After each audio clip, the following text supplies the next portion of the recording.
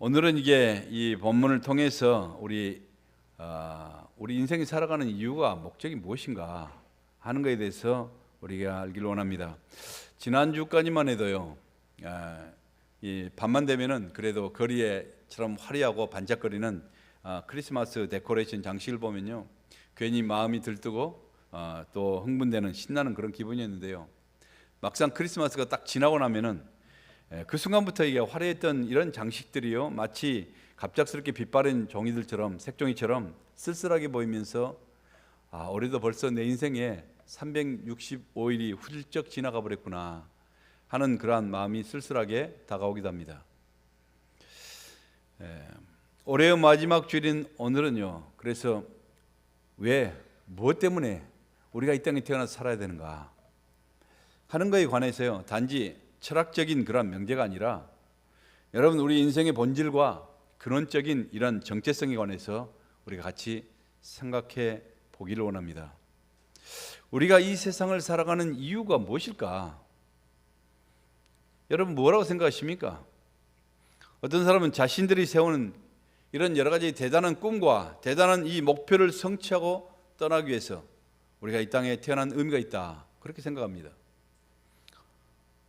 어떤 사람은 어릴 때 우리가, 그것도 나이가 좀 많은 사람들께 어릴 때 학교에서, 초등학교에서 암송했던 것처럼 우리는 민족 중흥의 역사적인 사명을 가지고 이 땅에 태어났다, 이래서 태어났습니까? 어떤 사람은요, 열심히 수고하고 또 노력해서 그렇게 많은 돈을 벌어서 이처럼 남들에게 정말 불할 만큼 그렇게 떵떵거리면서 부를 누리고 이게 성공한 인생으로 살아가기 위해서 이 땅에 태어났다, 그게 우리의 인생의 의미다, 그렇게 생각하는 사람도 있습니다. 자신들이 설정한 꿈을 성취하며 부를 이루는 게 이처럼 인생의 목적이요 성공이라고 믿는다면요, 그렇다면 매년 그토록 돈 많은 사람들이 어찌 허무함을 이기지 못하고 그렇게 자살할 리가 있겠습니까? 독일의 한 남성이요, 달리는 기차에 몸을 던져서 스스로 목숨을 끊었습니다. 그 숨진 사람은요, 독일의 5번째 부자였던 아돌프 메르클 씨라는 사람인데요, 순 재산이 12조 원입니다. 근데 비관하다 자살했어요. 여러분, 미국 뉴욕시의 맨하튼 호텔 24층에서요 한 남자가, 50대 남성이 떨어져서 삶을 마감했습니다. 자살을 선택한 이 사람은요, 월가에 월스트리트의 유명한 그런 헤지펀드 매니저였던 억만장자 찰스 머피라는 사람이었습니다. 54살 당시에 그는 자신이 쌓아올린 그런 성공과 부가 인생의 행복과는 별 상관이 없고 오히려 자기는 돈의 노예가 되어서 월가의 삶에 대한 그런 환멸을 느끼면서 우울증에 시달리다가 결국 참담한 결과를 가져오게 됐던 것입니다. 이 사람들은요, 세상에 0.1% 이내의 상류층 그런 재벌들이었지만은요, 자기의 소유를 통하여 인생의 의미를 전혀 느끼지 못하고 그 좌절감을 참지 못하여 스스로 극단적인 선택을 했다는 것입니다. 사람이요, 돈이 없을 때 그렇게 돈돈하면서 이렇게 따라가는 것이지, 그 많은 돈을 어느 정도 누리고 나면요, 그것 가지고 우리의 인생의 만족함도 그리고 공허함을 채울 수도 없고 행복도 전혀 보장될 수 없다는 사실을 깨닫고, 그러자 사람들이 절망하고요, 그리고 좌절하여 극단적인 선택을 하는 것입니다. 어떤 사람들은 이 땅에 태어나서 살아가는 이유는요, 뭘까? 이 어려운 세상 속에서 그래도 남보다 좀 열심히 수고하고 남보다 열심히 뛰어나서 내가 성취감을 누리고 그리고 다른 사람들에게 많은 인기와 또 명예를 누리는, 바로 이것이 인생에 살아가는 의미다. 그래서 열심히 그렇게 인생을 살았던 사람들도 있습니다. 과거 저는요, 여러분도 다 집에 넷플릭스가 있겠지만, 이게 넷플릭스에서요 킹메이커라는 이런 영화를 본 적이 있습니다. 거기서 이름은 제가 이 영화 배우들 이름은 전혀 몰라요. 얼굴만 보고 알지. 근데 거기서 이름을 잘 모르겠지만요, 정말 이게 부드럽고요, 목소리도 어떻게 그렇게 매력적인지, 정말 부드럽고 매력적인 목소리로 아주 진솔하고 열정적으로 이렇게 연기하는 그 주인공 배우를요, 참 제가 좋아했습니다. 그 배우요, 나 같은 사람까지도 알만하게 유명해졌으면요, 성공한 거 아니겠습니까? 뭘 내가 그 사람 이름을 몰랐지만은요. 아무튼 여기저기서 자주 나오고 이렇게 한 거니까 대단히 아주 유명하고 성공한 사람이었습니다. 예. 영화계에서는 많은 업적을 남겼고요. 또 인기와 명예를 얻었죠. 근데 저는요.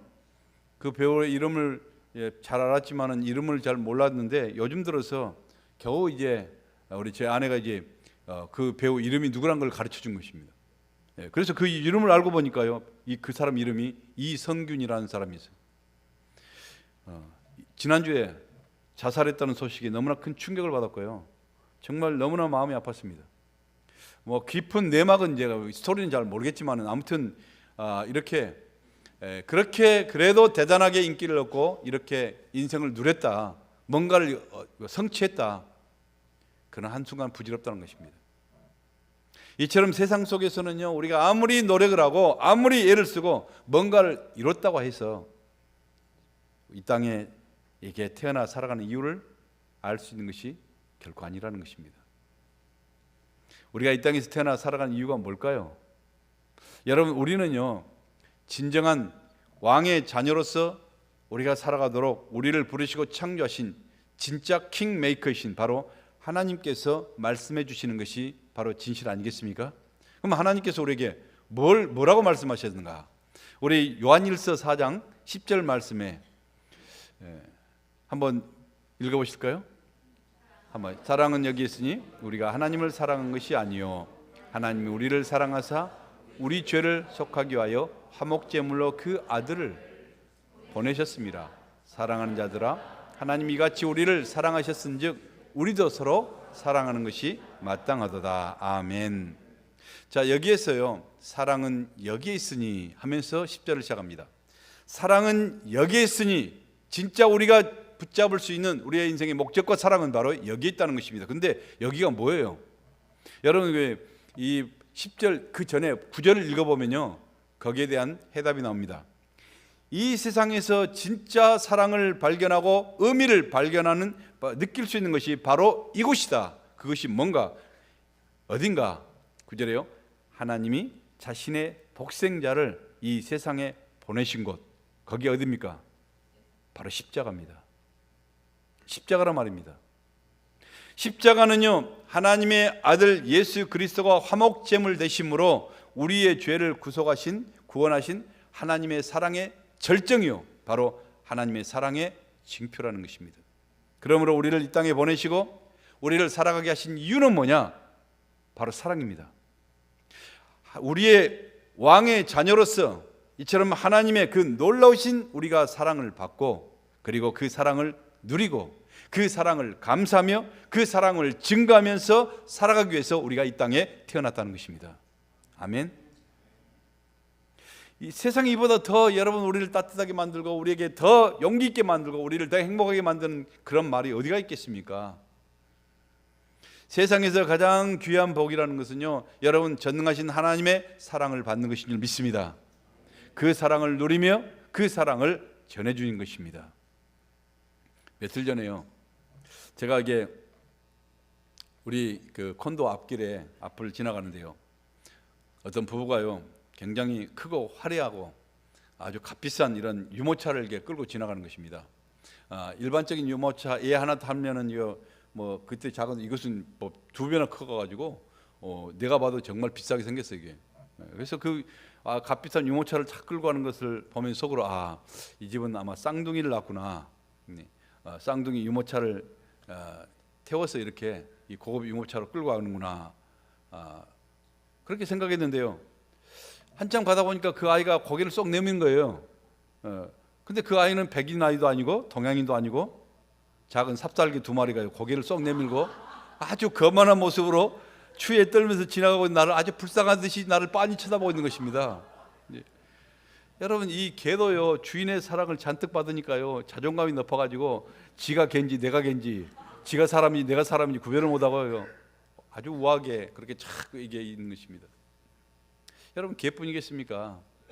여러분, 사람도 어렸을 때 사랑을 듬뿍 이게 받고 자란 아이와 그렇지 못한 아이는 차이가 있답니다. 풍성한 사랑을 받고 자란 아이는요, 다른 건 몰라도 자존감이 강해요. 대책 없이 아무튼 자존감이 있어요. 그래서 자존감이 강하고 담대해져서 웬만한 세상의 유혹과 상처도 거뜬히 극복해낼 수 있는 저력이 있다는 것입니다. 끈기가 있어요. 아이들이 자라는 과정을 제가 지켜보니까, 이제는 제 아이들이 뭐 다 자랐기 때문에 지켜보니까 어떤 아이는요, 어렸을 때부터 공부도 잘하고 말도 잘 듣고 그리고 성품도 좋은 아이가 있는데요, 그런 아이들이 주로 이게 부모의 기쁨 아니겠습니까? 그리고 부모의 기대감이죠. 그래서 부모는요 정말 큰 기대감을 가지고 이 아이에게 더 많은 것을 투자하고 싶고, 더 많은 걸 기대하고, 더 많은 것을 지시하고, 또 잘못된 가 와서 더 많은 걸 통제하고, 그렇게 하다 보니까 이 아이가요 점점 숨이 막혀가는 것입니다. 그래서 사춘기가 되면요, 그간 쌓였던 그 모든 스트레스가 반항심이 되어서 오히려 부모들이 더 고생하는 것을 참 많이 보았습니다. 그런데 별로 잘한 것도 없는데 그저 사랑을 듬뿍 받고 자란 아이의 특징이 뭔가? 주로 이제 막내들이 그렇잖아요. 그런 아이의 특징은요, 위기 상황에 있어 버티는 힘이 있다는 것입니다.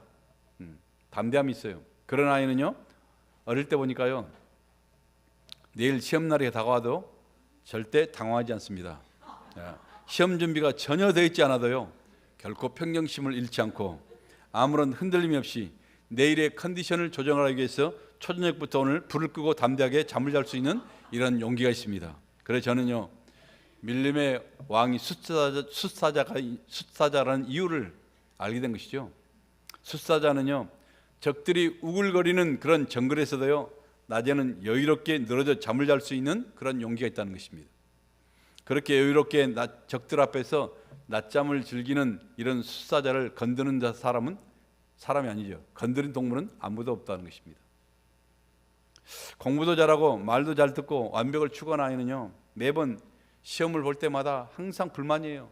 자기가 시험을 너무 완전히 망쳤다는 것입니다. 그리고 걱정하고 짜증내면서 그렇게 속상해하는 거예요. 그래서 도대체 궁금해서, 도대체 시험을 얼마나 망쳤건데 그렇게까지 불만이냐. 한 문제를 틀려서 만점을 못 맞고 징징거린다는 것입니다. 내가 학교 다닐 때 가장 재수없게 생각했던 놈들이 바로 그런 놈들이었거든요. 그래서 아주 이 꼴사로다 두들겨 패주고 막 했는데요, 내 새끼가 그런 아이라니까 이게 자꾸 공부도 좋지만 인간미를 키워야 된다, 믿음을 키워야 된다, 막 이걸 강조한 것이죠.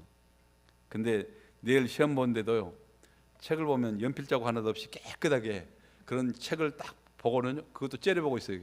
그러다가 초저녁부터 내일의 컨디션을 조절하기 위해서 잠만 자고 학교 가던 아이는요, 너무 행복해갖고 돌아오는 것입니다. 뭐 신이 나서 집에 오는데 왜 그렇게 신이 났냐니까 오늘 시험을 너무너무 잘 봤다는 거예요. 그래서 얼마나 잘 봤는가 궁금해서 물어보니까요, 10문제 중에 2문제는 자기가 아는 것이 나왔고요, 2문제는 이게 굴렸는데 재수 맞아서 이게 맞았다는 것이죠. 그래서 4문제나 맞았으니까 얼마나 기쁘겠습니까? 그래서 막 자기가 자랑스러워하는 것입니다. 통신표 보니까요, 뭐 주로 이게 C하고 D가 많아요. 그래서 네가 CD 파는 사람이냐, 아니면 C가 뭐냐, C 밥 퍼먹고 이게 C가 뭐냐 그랬더니 C는 그걸 가져왔어요. above average라. 평균보다 높은 것이니까 뭐가 잘못됐냐 이게요. 그것도 내가 이해가 안 돼서 어떻게 저런 놈이 내 자식일 수 있을까? 저게 누구 닮아서 저렇지? 서로 당신 닮았다, 나 닮았다? 그래서 아무래도 우리가 DNA 검사를 다시 해야 되겠다. 신생아실에서 바꿔진 것 같다. 막 이렇게 했는데, 문제는 사람들이 올 때마다 그 아이 생긴 것이 나를 너무 닮았다고 해서 빼박이라. 그런데 세월이 가다 보니까요, 나이가 들어가서 보니까 매사에 철두철미하게 완벽을 추구하는 아이는요, 하나님께서 그쪽 방향으로 또 사용하세요. 그러나 무조건적인 사랑을 많이 받고 자라는 자존감 높은 아이는요, 비록 여러 가지 면에서는요, 완벽을 추구하는 아이보다는 능력과 실력 면에서는 좀 훨씬 더 뒤처질지는 몰라도요, 하나님의 사랑을 더 많이 받고, 그리고 믿음 지수가 더 높고 행복 지수가 비교되지 않을 만큼 더 높은 인생을 살아가더란 것입니다. 뭐든 잘하는 아이도 커서 귀한 인생을 살아가지만은, 여러분, 무조건적인 하나님의 사랑 그리고 부모의 사랑을 많이 받고 자라는 아이는요, 강한 믿음과 신앙으로 주님을 더 잘 섬기며 세상을 더 이겨나갈 수 있는 바로 진정한 유다의 사자 새끼라는 것입니다. 아멘. 그래서 여러분, 이게 축복된 인생은요, 자기 실력만 가지고 되는 것이 아니에요. 여러분, 자기의 능력만 가지고 달리는 것이 아니라 이처럼 사랑 지수와 이처럼 믿음 지수와 행복 지수가 거기에 달려 있다는 것입니다. 아멘. 그렇기 때문에 여러분 어렸을 때부터요, 우리 사랑하는 자녀들요, 우리 교회 모든 자녀들 보면요, 그 아이들을 정말 쓰다듬어주고 안아주고 축복해주고 해야 주셔야 돼요. 이들이 잔뜩 사랑을 먹고 자라야 삶에 이처럼 고난 속에서 삐뚤어지지 않고, 그리고 어려움이 와도 그것을 뚫고 나갈 수 있는 강력한 도전력이 있다는 것입니다. 자존감이 있어요. 학생들이 왜 열심히 그렇게 공부합니까? 여러분, 결국 사랑받고 살고 싶어서 그런 거 아니에요? 사람들이 왜 그렇게 열심히 돈을 버는가요? 결국 사랑받고 인정받고 살고 싶은 것입니다. 왜 그렇게 높은 권력의 자리를 탐합니까? 여러분, 이게 한국에 보니까요, 뉴스만 보면 앞으로 총선이 다가온다 그래가지고 무슨 뭐 총 맞은 사람들처럼 막 난리를 치잖아요. 막 이게 서로 인정받고 국민들에게 인정받고 뭐 어떻게 사랑받고 싶어가지고, 그리고 당선되고 싶어가지고 권력을 잡기 위해서 요란하고 난리잖아요. 왜 그렇습니까? 사랑받고 싶어서요. 사랑받고 살아가는 게 이처럼 모든 사람들의 소망이지만은요, 그러나 여러분, 그럼에도 세상에서의 사랑은요 순간이에요. 여러분, 일시적인 것입니다. 금방 변해버린 것입니다. 아무리 사람들에게 인기를 얻고 그렇게 명예를 가지고 한다 할지라도 여러분, 민심은요 한순간에 왔다 갔다 해버린 것입니다. 그러나 우리는요 어떻습니까? 변함이 없고 영원하신 하나님의 사랑을 받고 살기 위해서 이 땅에 태어났다고 성경은 우리에게 말씀하고 있는 것입니다. 하나님이 저와 여러분을 얼마나 사랑하신지 아십니까? 하나님이 이 세상을 이처럼 사랑하셨다는데, 구체적으로 우리를 어떻게, 이처럼이 어떤 것인가, 어떻게 우리를 사랑하셨단 말입니까? 오늘 본문의 14절 15절 한번 읽어보실까요? 시작. 모세가 광야에서 뱀을 든 것 같이 인자도 들려하리니 이는 그를 믿는 자마다 영생을 얻게 하려 하심이라. 아멘. 복음 중에 복음을 설명하면서 구약의 광야 사건을 예로 들고 있습니다. 민수기 21장에 보면 우리가 잘 아듯이 이스라엘 백성들이요 광야의 길을 가는데요, 조금만 자신들의 뜻에 어긋나도, 정말 이처럼 어려움이 와도 계속 투덜거리면서 불평하면서 하나님과 지도자에 대해서, 모세에 대해서 불평과 원망이 끊이지 않습니다. 하나님이 가장 싫어하는 것이 이처럼 불평과 원망인 것입니다. 그러자 하나님께서 이런 패역한 백성들에게 광야에서요 아주 독성이 강한 불뱀떼들로, 이 광야에 이게 머릿속에서 어디다가 파묻어놨는지 몰라도 아무튼 이 독사들이 막 기어 나오는 것입니다. 그래 독사들이 기어 나와가지고 불평한 그 입술에 탁 불평만 나오면 가서 팍 물게 되게 다 물어뜯게 만드신 겁니다. 하나님께 불순종하며 지도자 모세를 향해서 불순종했던, 원망했던 수많은 백성들이요 뱀에 물려서요 독이 몸에 퍼지니까 막 뚱뚱 붓잖아요. 저 붓을 뿐만 아니라 조금 있으니까 점점 그 독성에 의해서 살이 썩어 들어가는 것입니다. 눈이 멀어가면서 하루에도 수백 명씩 쓰러지면서 다 죽어가는 것입니다. 온 그 이스라엘 백성들, 이처럼 꿈에 그리던, 적과 꿀이 흐르던 가나안 땅을 가는 그 길이요 이처럼 초상집이다 해서 정말 모두가 다 통곡하는 바로 이런 모습이 되어버린 것입니다. 그럴 때 지도자 모세가요 하나님께 땅에 엎드려서 하나님께 간구하지 않습니까? 하나님 이 백성들을 살려주시옵소서. 이들의 죄악을 하나님 불쌍히 여기시고 용서하여 주옵소서. 하나님 앞에 부르짖자 하나님께서 그에게 지시하죠. 그러면 내가 장대 구리뱀을 만들어서 이 장대에 높이 달아서 모든 사람들이 볼 수 있도록 높이 올려라. 그리고 누구든지 그 노뱀을 쳐다본 자는 다 살 것이니라. 하나님께서 해결책을 주신 것입니다. 그러자 살이 썩어 들어가도, 눈이 멀어도, 고통 가운데, 아픔 가운데 신음해도 이처럼 그 말을 믿고, 모세의 선포 그 말을 믿고 텐트에서 박혀 있는 것이 아니라 텐트에서 엉금엉 기어 나가서라도 높이 달린 이 노뱀을 쳐다봤던 자들은 다 기적을 이루었고, 그리고 치유되었고, 어떤 상황 가운데서 다 회복됐다는 것입니다. 근데요, 그게 말이 되냐 이게? 그게 사람이 생각할 수 있겠느냐? 무슨 약을 준 것도 아니고, 뭔가 특별히 의사가 와서 하는 것도 아니고, 무슨 미신같이 이 노뱀을 쳐다본다고 그 갑자기 우리 몸에 있었던 그 독이 사라지고, 그리고 죽어가던 사람들이 살아날 수 있겠느냐? 그러면서 믿지 않고 끝까지 자기 생각 그리고 자기 주장, 자기 고집에 빠져 있던 사람들은 단 한 명도 살아나지를 못했다는 것입니다. 이것이 뭐요? 이것이 바로 복음이라는 것입니다. 이것이 바로 신앙이라고 말한 것입니다. 이것이 바로 하나님의 사랑이다. 무엇을 말하나요? 우리가 광야와 같은 이 세상길 가면서 매 순간 우리도 쓰러지지 않습니까?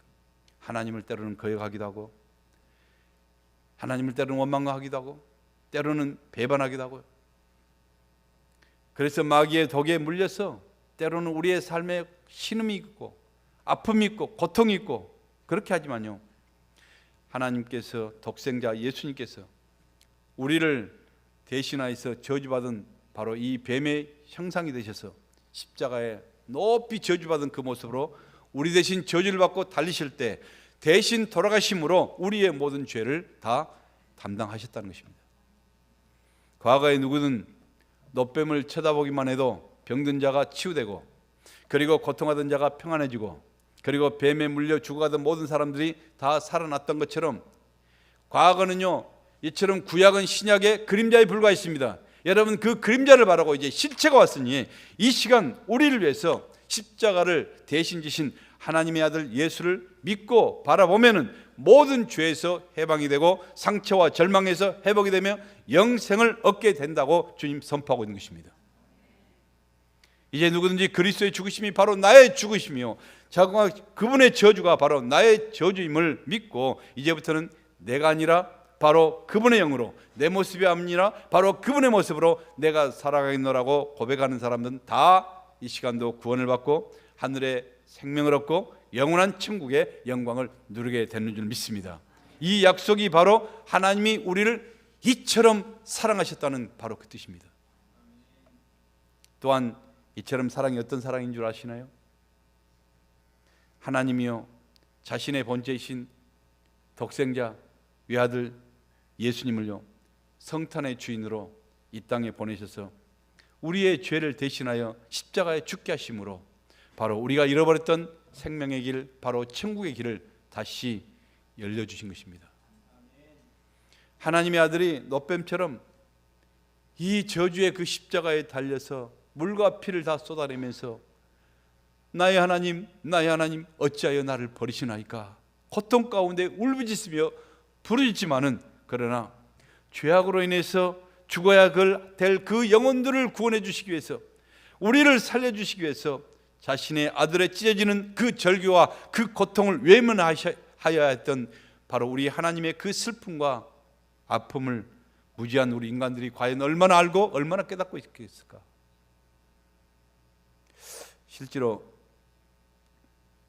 스위스에서 있던 사건인데요, 스위스 한 마을에 관광버스가 승객을 가득 채운 채 가파른게 산길을 내려던 중에요, 버스 브레이크가 터졌습니다.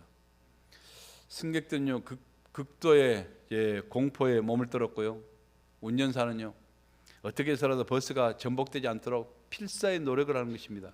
그러면서 그 핸들을 붙들고 그 내리막길을 이처럼 오고 있는데요, 마을이 보이는데 마을 가까이 가니까요, 저 언덕길 위에서 아이들이 거기서 놀고 있는 것입니다.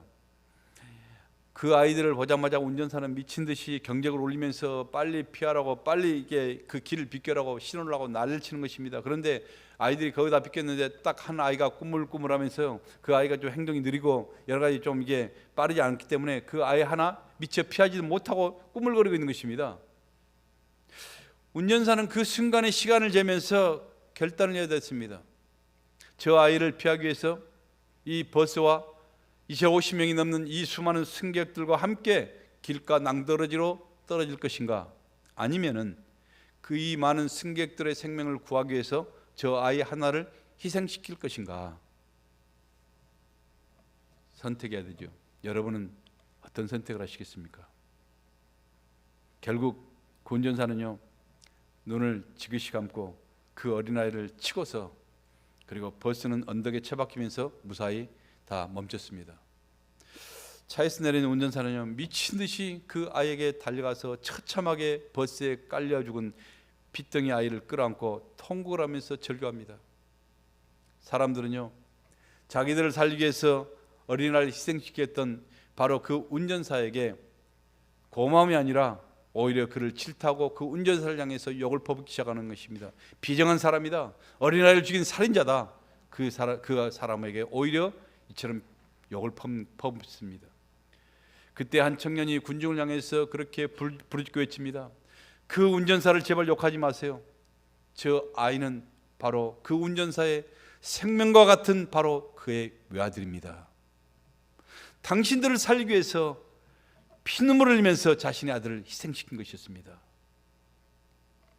저분은 살인자가 아니라 우리 모두의 생명의 은인입니다. 흐느끼면서 외치는 것입니다. 그렇습니다, 여러분. 하나님께서는요, 자신의 독생자를 죽이시고 저와 여러분을 살리셨습니다. 그렇게 하나님의 사랑을 확증한 장소가 어디예요? 바로 골고다 언덕 십자가 위라는 것입니다. 진정한 사랑에는 이처럼 엄청난 대가가 지불되는 것입니다. 여러분, 진실된 사랑에는 희생이 따르게 되어 있습니다. 희생이 없는 사랑은 진실된 사랑이라 아니라고 말할 수가 있는 것입니다. 죄로 인하여 죽어야 하는 인간들을 우리를 사랑하사 그들을 살리시고요, 그들의 해방을 시켜주기 위해서 사랑하는 아들, 외아들을 십자가에서 대신 죽어가는 모습까지 피눈물을 흘리면서 지켜보아 하셨던 그 아픔을, 그 사랑을, 그 은혜를 아무런 자격도 없는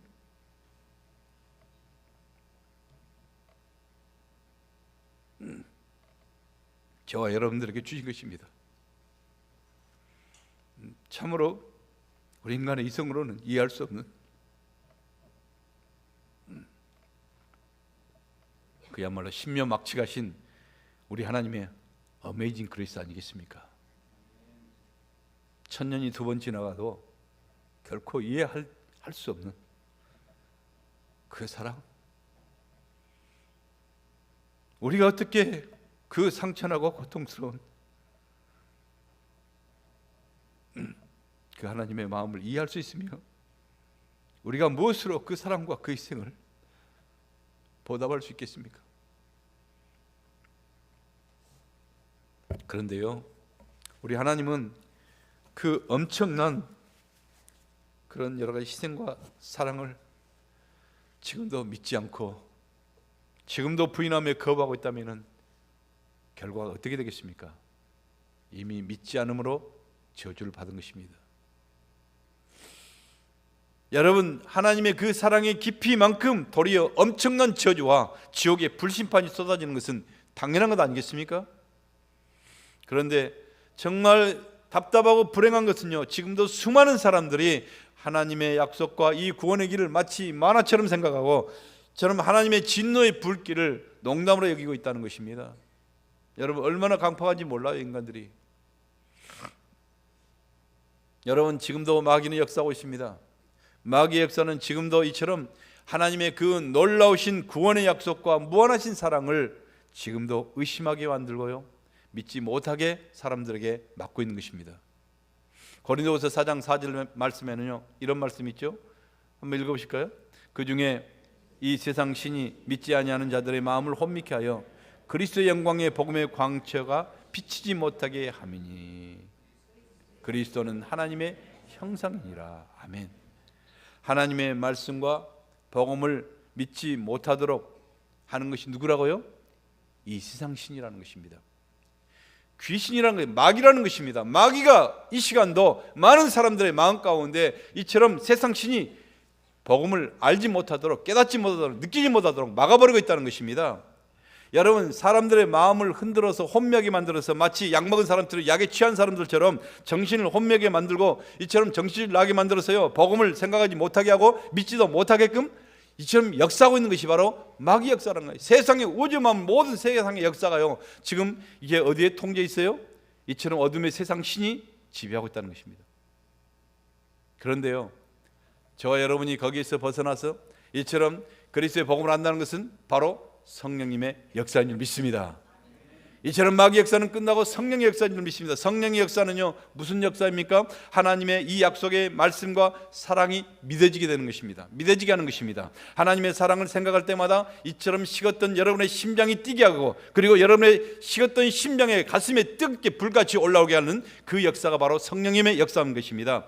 이처럼 자신의 생명까지 버리며 우리를 사랑하시는 우리 예수님의 그 뜨거운 사랑을 느끼게 하며, 또한 내가 너를 사랑하노라, 내가 너를 보배롭고 존귀하게 여기노라, 하나님의 그 사랑의 음성을 듣고 감격하게 하시는 것이 바로 성령님의 역사인 것입니다. 사랑하는 성도 여러분, 여러분들은요, 그 하나님의 놀라우신 사랑을 받기 위해서 태어난 것임을 믿으시길 바랍니다. 여러분, 우리는 그 사랑을 받고 살아가는 바로 기적의 사람들이요, 바로 축복의 사람들인 것을 믿으시길 바랍니다. 이 땅에서 우리를 향하신 우리 예수님의 마지막 그 명령이 무엇인 줄 아십니까? 우리 마가복음 16장 15절부터 29절 한번 읽어보시죠. 예수님께서 이 땅에서 마지막 이제 남기시는 그 말씀이 뭔가? 시작. 또 이르시되 너희는 온 천하에 다니며 만민에게 복음을 전파하라. 믿고 세례를 받는 사람은 구원을 얻을 것이요 믿지 않는 사람은 정죄를 받으리라. 믿는 자에게는 이런 표적이 따르니 곧 그들이 내 이름으로 귀신을 쫓아내며 새 방언을 말하며 뱀을 집어 올리며 무슨 독을 마실지라 해를 받지 아니하며 병든 사람에게 손을 얹은즉 나으리라 하시더라. 주 예수께서 말씀을 마치신 후에 하늘로 올리시사 하나님 우편에 앉으시니라. 아멘. 하나님 우편에 앉아 계신 우리 주님께서 이 땅에 마지막으로 저런 말씀하신 게 뭡니까? 놀라운 하나님의 사랑, 이 복된 사랑을 너희가 누리고 그 이웃들과 나누라는 것입니다. 그걸 다른 사람들로 그걸 통해서 생명을 구원하라는 것입니다. 그래서 우리가 이 땅에 태어난 것입니다. 이 놀라운 사랑을, 이 놀라운 복된 소식을 이웃들과 나누게 되면 여러분의 삶 가운데 기적이 나기 시작하는 것입니다. 그들 가운데 기적만이 아니라 여러분의 삶 가운데 기적이 나는 줄 믿습니다. 죽었던 영혼들이 살아나는 것입니다. 메말랐던 가정들이 회복이 되는 것입니다. 절망의 세상 속에 새싹이 피어오르기 시작하는 것입니다. 이런 놀라운 성령의 역사가 오늘 여러분의 삶 가운데 일어나기를 예수님의 이름으로 간절히 축복합니다.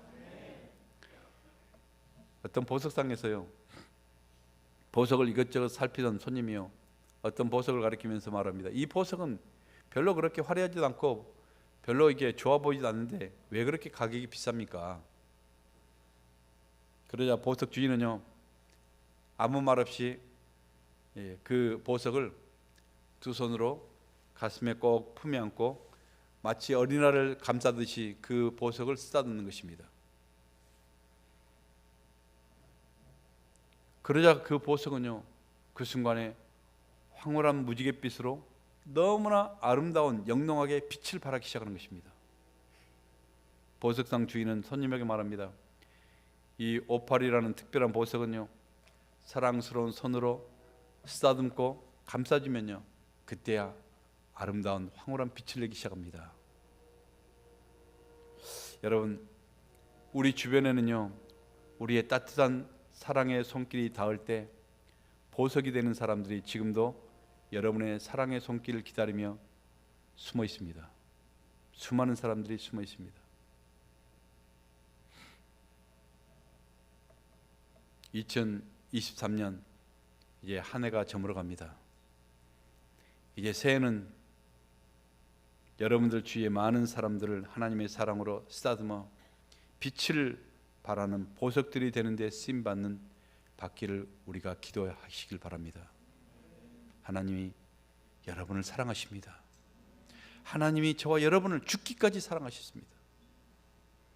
그 사랑을 확신하며 내가 이 땅에 태어나 살아갈 이유와 존재를 여러분이 우리가 깨닫고, 그리고 그 사랑을 증가하면서 그 사랑을 전파하시는 천국의 보석 같은 하나님의 자녀들, 바로 이 땅을 살아가는 이유가 있는 하나님의 사랑받는 자녀들이 되셔야 할 그 이유를 다른 사람들에도 전해줄 수 있는, 많은 사람들에게 전해줘서 하나님의 기쁨이 될 수 있는, 그리고 우리가 이 땅에 살아가는 그런 목적과 모든 의미를 성취해 나갈 수 있는 바로 이러한 성도들이 되시기를 예수님의 이름으로 간절히 축복합니다.